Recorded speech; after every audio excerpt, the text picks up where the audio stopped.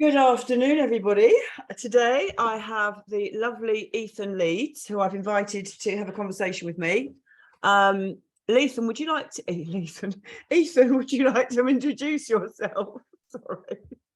So I'm a holistic nutritionist and detox specialist. I've been in natural health 30 years, originally trained in kinesiology and NLP and then a whole load of other things. I've specialised in helping people with serious chronic disease. Some of them, I don't know, sometimes you've got to be careful about mentioning words, but cancer, and we're not making any claims so we're safe, I guess, at the moment. Cancer, fibromyalgia, multiple sclerosis, autism, all this kind of, heavyweight stuff. I help people to understand and deal with cause of the symptoms that they're being labelled disease, that they're not really diseases, they're symptoms of either poisoning or deficiency or a combination of the two. I'm a lot of the time, a lot of what I do is teaching. So I'm teaching people so that they know how to look after their health, because a lot of people have been, the education that they have on health is all wrong. Everything that conventional medicine teaches, almost everything, is wrong. So a lot of the time, most diseases, if you talk to the doctors, if you talk to them about cancer, you talk to them about multiple sclerosis, Alzheimer's, whatever, diabetes, whatever you want to name, they never can tell you the cause. No. They don't, apparently they've not learned the cause of anything. No. Which is kind of shocking, and that's because they're not actually going to treat the cause. What they're going to do is suppress symptoms so you feel a bit better but get sicker. Yeah. So the reason I asked you on, really, I think, is because we're coming from the same page here, and I think a lot of people that will listen to this are already on that same page, that we realise. And my fascination, for example, has been the emotional, what's going on emotionally for somebody. So I really like that we're completely and totally on the same page. And if anyone wants to follow Ethan on Facebook, I really love the posts you do as well. I've shared a few of your posts just recently. So we're very much of the same mindset. And the other thing is that you're one of the top sellers for the iTerra magic wand as well. If you want to think of it in terms of sales, I don't like to think you know what I mean. Yeah, but I do know what you mean. But I just want to clarify a point, because what I feel, I'm kind of a bit anti-sales. I'm all about education. Now, when you educate people, they then make better choices and they buy stuff. And so you could say that that's sales, and technically it would be, but I like to think of it as education rather than sales. Yeah, that's quite an English thing as well, I think. We've had quite a conversation about this because, we were all saying the other day, we'd be doing this and sharing this if the device was free, if we were we would just give it to everyone. We want everyone in the world to have one of these devices because of the results it's getting for people. I'll put that in a different way then, Ethan. You have managed to reach a lot of people with the iTerra Care magic wand. Yeah, I have. Yeah. I'm in love with it. In all the years I've been in natural health, which is actually more than 30, I've been saying 30 for a few years. I really should update it, right? So in the 33 years, I think it is now, that I've been in natural health, I've seen some amazing things. I've helped people turn around, people that have been given weeks to live, and some amazing things. But I've never seen the results on so many people so quickly as when we're using terahertz gap frequency. It's just mind-boggling. It's blowing me away. It's blowing away all my peers. I work with a lot of naturopaths and chiropractors and acupuncturists and medical doctors, and nurses and other people in the health space, and we're all being blown away. That's incredible. That is incredible. And you've been doing this longer than I have. I've only been in this for about 3 months, and I'm blown away. I'm blown away. I don't know if you saw the video I did with Bonnie, who's got cerebral palsy. I don't know if you saw that video. No, I didn't, but I would love to see that. I will share it. I'll send it to you, Ethan. It's unbelievable. I've had loads of unbelievable testimonials, but she's got cerebral palsy. All right. And literally after one session, it was incredible. It was incredible. Yeah. So I'm doing a whole journey on her, her results, and her PA is going to take films because she's in Glastonbury and I'm in St Albans. You're in Brazil, by the way, aren't you, as well? I am. I'm in Brazil. Yeah. So I fled the UK at the beginning of COVID. is that when you went at the beginning of COVID? Yeah, right at the beginning, I'm like, I'm out of here. Things are going to get hot here. So, Wow. yeah. Why Brazil? Sorry, we're jumping around a bit, but it's okay. This is just a chat. Well, just because it's very free. So the president of Brazil, Bolsonaro, is anti vax, anti-COVID, anti-New World Order. So that's and he's quite vocal about it. He gets a lot of heat because of that, and the media are all totally against him and so on. But that's one thing. But Brazil's not a prime target of what's going on. So like the UK, Canada, Australia, US, of course, these are prime target countries. So it's much worse there. Brazil, a lot of people here grow their own food, have their own animals. I'm surrounded by cows and chickens and other horses and what have you. So it's a lot harder to take away the food, for example, here. There's been no lockdowns in the whole period here. Wow. Amazing. Where I am, I'm not sure what's going on in all of Brazil, but where I am, there's been no lockdowns. Complete freedom here comparatively. So when I was in the UK last, I was living in North Wales, and they right at the beginning, they literally were like trying to stop people driving more than 5 miles from their home, and the police were stopping cars and where are you going? I'm like, oh hell, I'm not dealing with this. I'm gone. Yeah, good for you. What a brilliant move. And if I actually got a puppy, I came back from Bali. And well, I had to come back from Bali because of what was going on, and I got a puppy, so I was sort of stuck here, so to speak.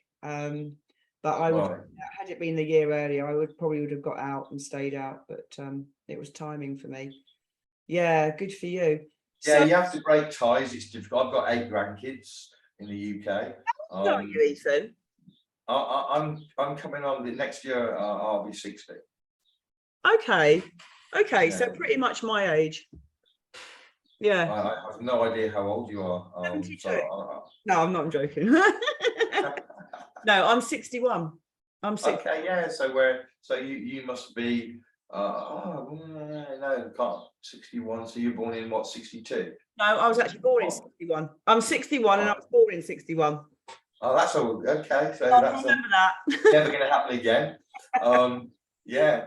It's funny, isn't it? When you say I've been teaching this for 30 years, because I'm the same. Like I sort of, like I've been teaching yoga and Pilates for 35 years. I started as a fitness instructor. I think a lot of us that have come from that background that have got into natural health, I don't know if you found this, but did you find a lot of your sort of peers, like once this all happened, were you surprised at people that you'd known for a long time who actually went the other way and took the jab and sort of... I've always felt people are a bit stupid, so that helped me to be prepared for the extra stupidity that was beyond anything I had imagined. You're right. So the people have been even more stupid than my low opinion of general intelligence. That sounds bad, but yeah, I have been shocked, and sadly there's quite a few people who seem to have willingly gone along for ease, even though they knew better. Or apparently knew better. I've had a few friends. I had somebody stop with me just earlier in the week who understood to some degree. They knew that these things were bad, and yet for work they received it. I'm kind of being careful with my words. I don't get that. I don't personally get how people say I had to have it because of work. Because to me, no, I don't have that choice. As sovereign human beings, then we're already saying I'm a slave. To me, it's like saying, well, I had to let them rape me. Yeah. Otherwise I was going to be sacked. Like, really? Only it's worse than that, because rape is bad, but you're probably going to live. Whereas this other thing, you're probably not. So it's beyond me. It's beyond me. I don't get it at all, but people are doing it, and I've got both my parents wanted to travel, so they did too. And I've got various good friends that have also done it. Most of my circle haven't. Most of my circle haven't done it, but I have got some that have, and it's very heartbreaking. It is heartbreaking. It is heartbreaking, and I say that, you know, my own adult children, sons have done it. Right. It's hard. Right. So yeah, it's terrible when people you love succumb to the either ignorantly, or even worse, not ignorantly, but because they think it's going to, clearly they're ignorant if they do it, because you're not going to do it for a job if you know that in 2, 3, 4 years you're going to be dead, right? You're not going to do that. So clearly they don't believe that. They don't understand quite the seriousness of what they're doing. No. But whatever. Yeah. So are you finding, okay, so we talked about the magic wand, which evidently for you and I now is like a really important part of our lives. Like I literally, if I don't do wanding every day, I feel it. I get into bed and I actually do my third eye now. I'm really enjoying just going into that area there, and I just feel really like. And the other thing was the red blood cells. You were talking in one of your videos, and I will put your YouTube link below because you've got some really good videos and testimonials and what have you. Have you done the red blood cell test? Because I actually feel like going to my friend who's a naturopath and actually doing it like live, like doing. Right. So you're referring to microscopy, I'm assuming. You're what? Are you? I'm assuming you're referring to microscopy, right? Okay. So I haven't. Oh, I have. Yeah, a long time ago I did it, but I haven't done it for a very, very long time. But I've been there while people are having their blood done. And so I've seen it live multiple times. With the wand? No, this is blood microscopy. So they're looking at their blood. Yeah. I haven't personally seen anyone have their blood then wand then do it, but I have seen videos. I've seen videos of people that have done that. Yeah. Yeah, it makes a very rapid difference, like literally a few minutes. Yeah. Because I'm quite interested to see this. I'm going to see my friend tomorrow actually, and I'm going to suggest, because she does all that, you know, and I'm going to suggest she does that, because when I first had my live and dried blood taken about 20 years ago, this was this was the beginning of green juices, when my clients accused me of drinking pond water. I thought it was a joke when I would walk into the studio with, she's got her pond water. But I was told then that my blood cells were so thick and sticky, and my doctor said, don't worry, it's normal. And of course normal, but not correct. I don't do normal. I don't want to be like other people. I don't do that. So that's the attitude of the doctor. That's normal. You don't need to do anything about it. But of course, when I wanted to discover what was going on for me, I went into Harley Street. This is pre my friend, and I had my live and dried blood test, and my blood was so bad. And she said, you need to immediately go onto these green juices for 3 months. So I went onto green juices. Literally for 3 months, I did everything I was told. Mm-hmm. And I went back, and she said, guaranteed your blood profile will be completely different. And I went back after 3 months, and guess what? It wasn't different. It wasn't. Right. And she said to me then, you have got some serious deep cellular shit going on. I can't remember her exact words. And that kind of really threw me. That's about 20 years ago, 15, 20 years ago. But that really got me onto my sort of healing journey at that point, you know. I think one of the things with microscopy that's pretty cool is you can really see some hard evidence of the state of your system by looking at your blood. If it's messed up, if it's all good, then great. But most people are not. Yeah. And you can, right now, of course, we know that there's a lot of microscopy being done on a certain group of people that have had things that we've just talked about. Yeah. And it's incredibly bad. It's like horrific. It's like nightmare levels of bad.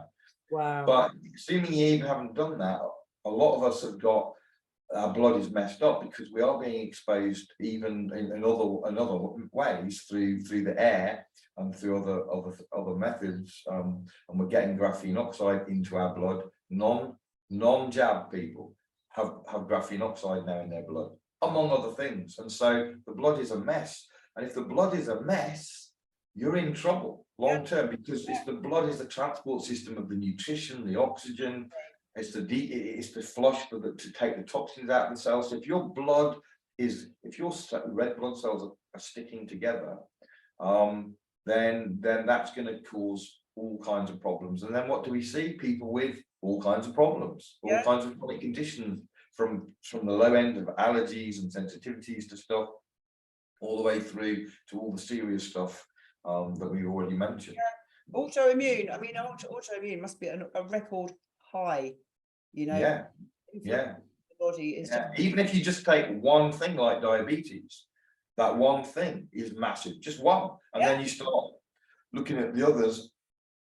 A lot of people have now got multiple autoimmune things going on. Well, I got an autoimmune, and I did think a lot of mine was emotional from my autoimmune, because I know that for me, I went through a period of massive sort of trauma in my mid-20s, you know, and I went through watching my husband die from cancer, who was misdiagnosed, 25-year-old widow with 2 children, I ended up. And from that point, which is now, what, 35 years ago, I never trusted the medical profession again. They let me down horrendously. You know, it's like I lost all that I'd ever wanted. I felt it'd been taken away from me. And so I was kind of on that path, and it has been quite an incredible journey. I think anybody who is in this profession has had, you know, an adverse experience with the medical profession. I mean, I don't know, what sort of triggered you into this work? Actually, I originally got into it, so I haven't had a bad experience. Okay. Oh, that's... I basically avoided them for most of my life. But I got into it. You've been into it most of your life? Yeah, I've been into it from young, pretty young. And it originally for me was, my dad was playing badminton, and he with some guy, and he tweaked something really bad, and he could hardly move. And this guy said, "How? Let me have a look." And he was into kinesiology or something, a version of it called Touch for Health. I don't know if that's even still about, but he tweaked my dad, pressed a few things, and boom, my dad was fine again. And I'm like, what the hell did he just do? How cool is that? You're never going to get that out of a doctor. And so I started to research that, and then I went and got into training, and that started my whole thing. But actually, no. Even before that, you're right. I did have a bad experience. Okay, that you're making me think of this now. So my first experience was, I had 3 kids. My second child. My second child was having ear infections, and he was having them. He would have them, like, tend to the doctor. He'd be put him on antibiotics. It would eventually work. Then he'd get another ear infection, and this was going on and on and on. And he kept getting ear infections, and I thought, there's something not right here. Like, why does he keep getting ear infections? And then finally, it got to the point where his hearing was damaged by his ear infections. Wow. And I thought, wow, this is like, so I began to research, and I discovered something that we all know about now, but this is like a long time ago. I discovered colloidal silver. So I thought, it's a natural antibiotic, let me try that. So I got colloidal silver, completely resolved his problems. He never needed to go to the doctor for antibiotics again. And I thought, wow, how did the doctor not know this stuff? Like, surely that he should have, he's given these rubbish, which were wrecking his digestion, of course. He's given these rubbish antibiotics that aren't really working. I got colloidal silver. He never had another ear infection, because the moment he began, I used colloidal silver, and that kicked it into touch before it got anywhere. And after a little while, it stopped happening. And so that really got me thinking, why do I know this and the doctor doesn't? Yeah. That was the beginning for me. So I hadn't even thought about that till you just asked that question. It is interesting. Like, just as you were saying that, I was going back to, like, after my husband died, I became a hypochondriac. I mean, I do believe we create illness anyway, and I really was creating all sorts of things, but I was at the doctor's at least once a week. Right. I used to go to the doctors, and first of all, I sort of was going because I thought I was dying, because you don't expect to die at 25, you know. And then I was so paranoid that I would die and the kids would have no mother, so it was all mental and emotional. But after that, sort of like in my, my sort of late 30s, maybe early 40s, I remember going to the doctors, now and again. And actually in that time, I did actually get ulcerative colitis. So I was going to the doctors, or I'd go for what is it, where they do the woman, they go inside and scoop you out. That thing they do. I don't do anymore. Yeah, crazy, right? That thing. And the mammograms, I remember I'd just had my nipples pierced. This is going back a long way. And I went for one mammogram, and I remember they got my breast, and I've got these rings in that they'd said keep in. You didn't take them out? They said keep them in for 6 weeks when you've had them done. And about a week later, I was going for a mammogram. I said to them, I was so embarrassed. I was so embarrassed. I think I must have taken it out. I think I must have. I can't remember. You got to take it out. All I remember was my breast getting squashed and thinking this cannot be normal. But what I was going to say was I remember going to the doctors, and this is when I was starting to get knowledgeable about natural health. And I would look at these doctors and they would be speaking to me, and I would just look at them and think, are you for real? Are you really telling me that what I'm eating has nothing to do with my ulcerative colitis? Are you telling me that my emotions have nothing to do, and that I'm just unlucky and I've got it because my father had it? And I would listen to the words coming out of their mouths and just think, you haven't got a freaking clue what you are talking about. Now, most people, unfortunately, don't think like that. They literally trust their doctor. And my best friend of 40 years, who I kind of, I'm afraid, 2 years ago or a year ago, we literally parted ways. I begged her for so many years to please look at not taking pharmaceutical drugs for all her aches and pains and rheumatoid arthritis and all of this stuff. And I just heard from someone that I know who knows her still, that because she's been on steroids for so many years, that is the cause of why she's just been diagnosed with diabetes. And I just think, yeah, I told you this, but people can't listen. People have to learn their own lessons in their own way. So I now don't push it on anything to anyone. I don't go to the doctors. I don't talk about this. I'm talking about it with you because this is what we're talking about. But it's been an incredible journey. Watching the I think it's a lot easier for people to throw away all responsibility, and then my doctor is responsible for my health. Yeah. So whatever he says, I'm exactly. going to do. Now I don't have to think, I don't have to study, I don't have to research, I don't have to be responsible for my own health or my children's health. Exactly. If something goes wrong, it's not my fault. I'm just following instructions. Exactly. And that's why most people into natural health are also seeing through the lies of the systems and the government, because one, as one, they're all the same, aren't they? It's all part of the same thing. I suspect, I don't know, but I suspect the people that end up where we are the people that, going back as kids, we were the rebellious ones. We were the ones who didn't have that innate respect of authority just because they were authority. We rebelled against that. So I think so people like myself, and I suspect you, we've always questioned authority.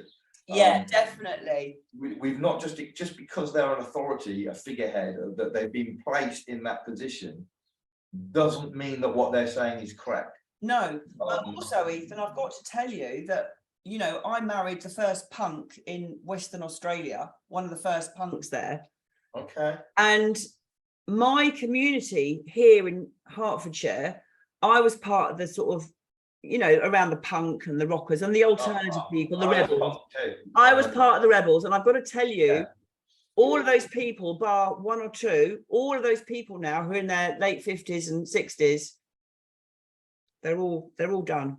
So even being a rebel, gradually they've been pushed down.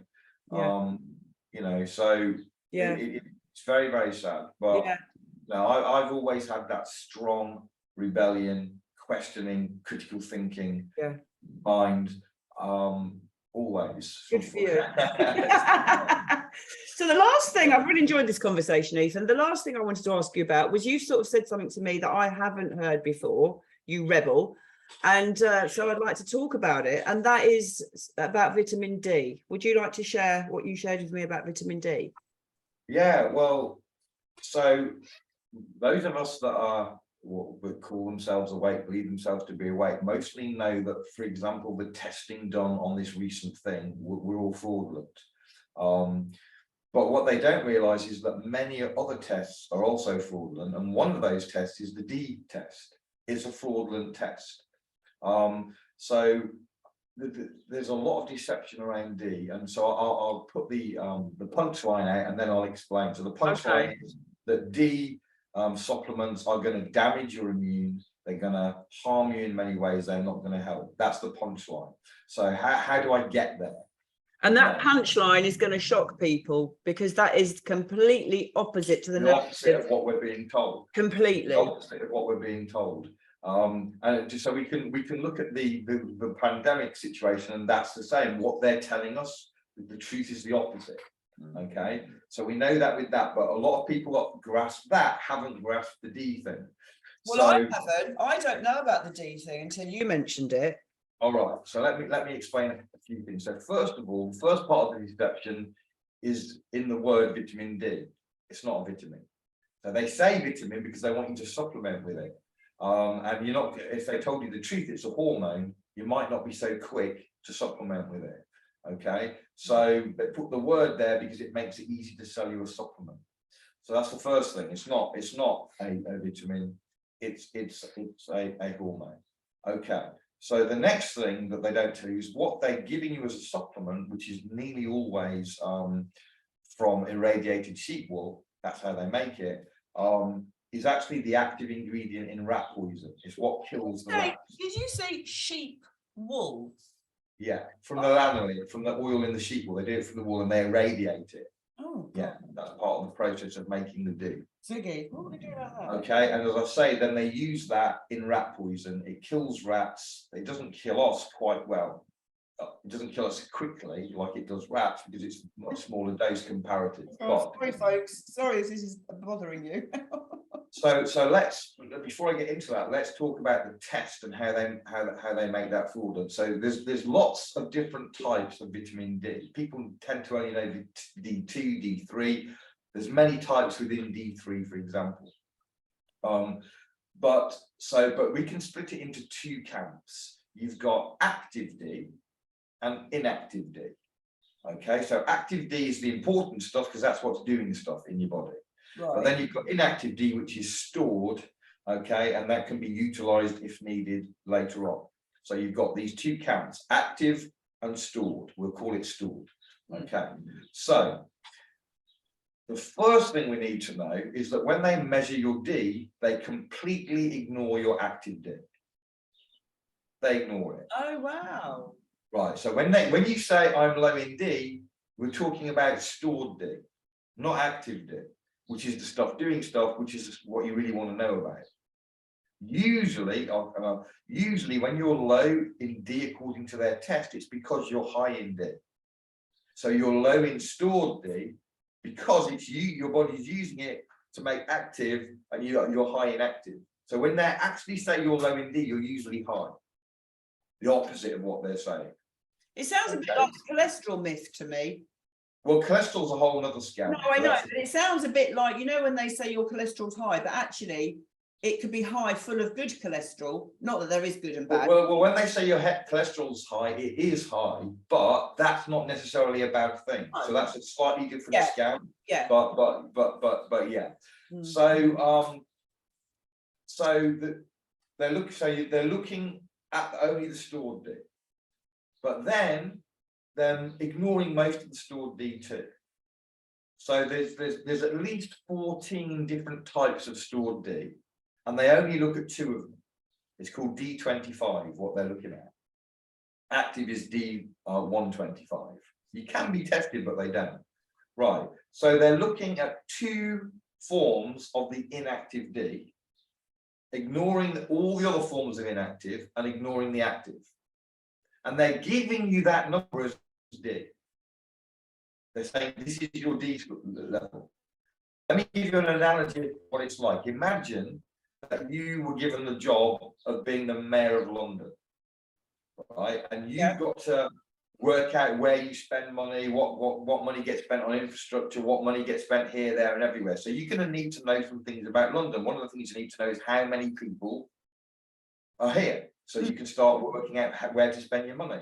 So you need to know how many people are in London, so you get somebody and put them in charge of counting everybody. They do a census, so we know how many people are in London.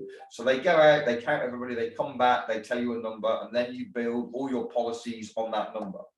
Then you find out that when they counted, they only counted people inside their homes at the time of the count. All the active people that were out working and doing stuff, they ignored them. Okay. Right. Wow. Well, they didn't count everybody in the home, right? Some people were in the home working, cooking, cleaning, watching TV. They ignored them. Only the people asleep in bed at the time of the count did they measure.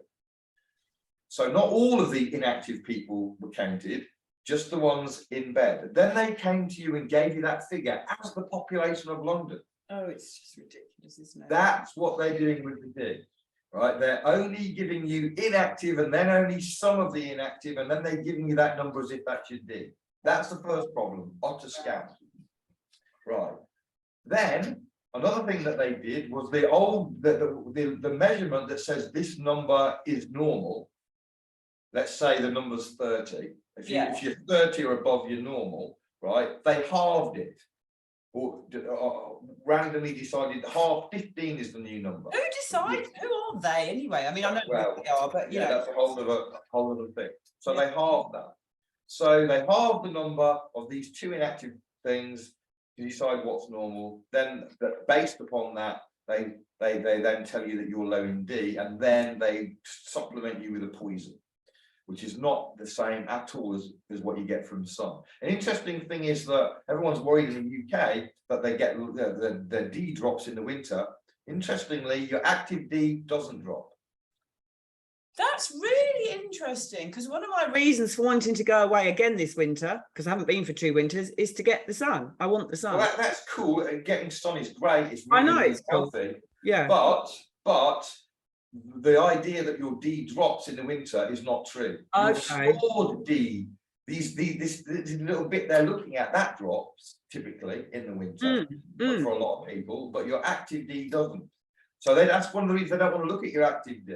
So they're just looking at the little bit. And why does it drop? Because your body's needing it now in the winter because it's getting less sun. Oh, so that drops, but your active D doesn't. Okay. That's really interesting. I mean, so I'm living in Brazil, right? In Brazil, we get masses of sun, right? Sun all the time. Weirdly, not weirdly, because this is what they're doing, but the tests still show people are low in D here in Brazil, right? They're still recommending D for COVID, right? Here in Brazil. Hang on a minute, there's no way on earth you're deficient in D in Brazil unless you're staying inside all the time and never leaving the house. But the tests show that they are, because the tests are fraudulent. Complete. Well, there's no surprise there, Ethan. So I'm really grateful to you for highlighting that, because I haven't heard anybody else talk about that. So there's a guy there's a Facebook page. I can't think what it's called off the top of my head. If I'll find it and send it to you, but it's run by, I don't know how much he's on there anymore, but he's a world expert on D. His name is Jim Stevenson Jr. I did an interview with him a year or so back. Oh, I was good for that.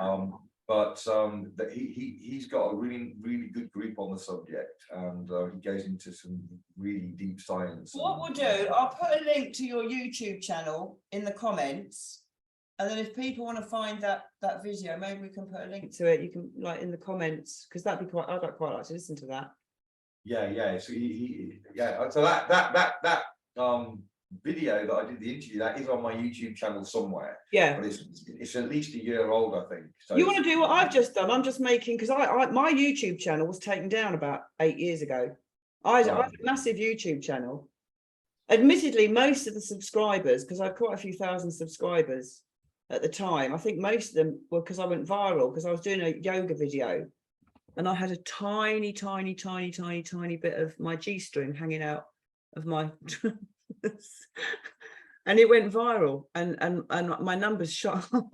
But But that YouTube channel, So- I'd interviewed some amazing like teachers, spiritual. You think if I try that strategy, my Yeah, no, go viral? seriously, I could have done really well, Ethan. Seriously, it's really easy to get a big following. I'll tell you what, Ziggy here has just started. I'm just doing these YouTube shorts just for fun. His name is Ziggy. This is Ziggy. My middle name is Zag. Oh, is it? So we Oh, got Ziggy Zag. yeah. Well, Ziggy is my little beautiful pride and joy, my big pride and joy. And I just for fun the other night, put on, I did a short with Ziggy on it. And I just went back onto YouTube 40 minutes later and it had 6.4 thousand views. I thought, Yeah. bloody hell, he's more popular than I am. I once did a video with a horse and that got 1.5 million views. It's like, what the hell? You know, I don't know, people are crazy about animals. I love animals. Well, animals or G-strings, and you're right. But, you know, the point is I've always really gone for, you know, when I used to be a fitness instructor, and I used to go to the conventions and what have you. And there were all the different classes going on. There was the step and the booty butt and the funky this and that. And I used to go to the mind, body, spirit. And I'm talking 25 years ago. At Loughborough University, and I'd go to the mind, body, spirit, because this was the latest thing, was the connection between the mind, the body and the spirit. And I'd go there and there'd be literally probably 1,000 people on this convention. And there might be 20, 30 people at the workshops that I was going to, because I wasn't interested in what the others were interested in, you know. So it's not about the numbers. Actually, it's about you know, it's about really talking about what resonates. And we're always dealing with a minority, because where we're at, who we're talking to is a very exactly. And hopefully more people are coming on board now. I really feel that people are waking up, you know. So it's been great to chat to you. I knew when I saw you on Facebook, I thought, yeah, we'll have a chat because he's on my wavelength. So yeah, brilliant, nice one. What's the weather like in Brazil? Well, we're actually just coming out of the winter. Okay. We're just, like, about a week ago we went into started spring. So Brazil's a massive country. So most of Brazil's hot all year, but I chose to live in a place where it does have a winter. So it does get cold here in the winter. And it goes down, well, mostly it's about 10, 12 degrees. Oh wow. But it literally can snow here. Wow. Yeah, so people have got some snow in Brazil. Yeah, it can do the area I'm in the mountains. Yeah, I'm by the beach, so it doesn't ever snow right here. But an hour or two away in the mountains, it can snow.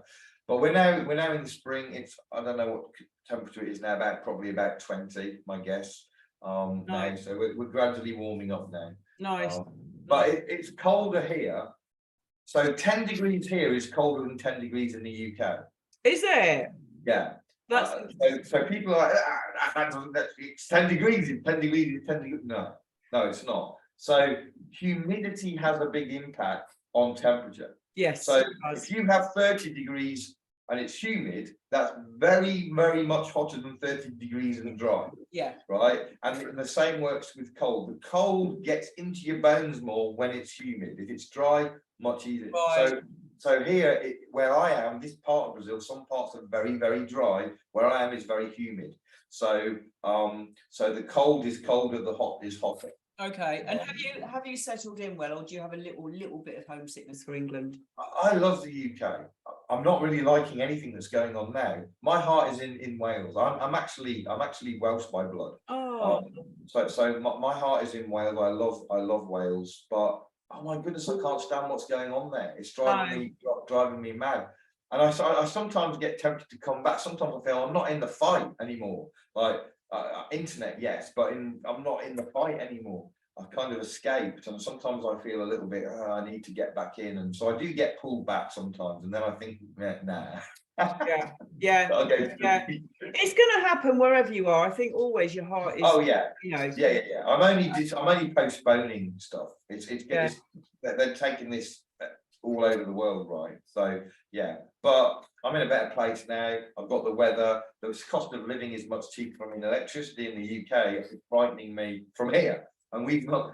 It's insane. I've changed my meters, so I'm all toasty. Hence, I've got this t-shirt on because it's nice and warm in my home. But right. So you till I get thrown into prison. Right. So yeah, so I know a few people that have done that, and yeah, you know, you should be able to afford to keep yourself warm, right? It's I think it's disgusting. I mean, my aunt is coming up to 80. I mean, you wouldn't think so to look at her, but she's coming up to 80, and you know, she just doesn't put her heating on, and she'll sit in a cold room with a hot water bottle. I mean, she does it because she likes to go to Australia for a holiday every year, but it should be our birthright to be warm enough and a full belly, you know. Absolutely. Well, we know that they've got free energy if they want to give it. Exactly. You know, we know. And we've seen how they can throw money around when it suits them. Oh God, yeah. Plenty of money for other things that they want to do. Don't get me started. This dog wants his dinner. We've got another hour. Yeah, anyway, but so, it's been really good to talk to you. All right. Well, likewise. So yeah, nice one. Thanks for your time. It's been fun. Fighting. Yeah, take care. See you. Bye-bye. Bye, Ethan. Bye. Bye.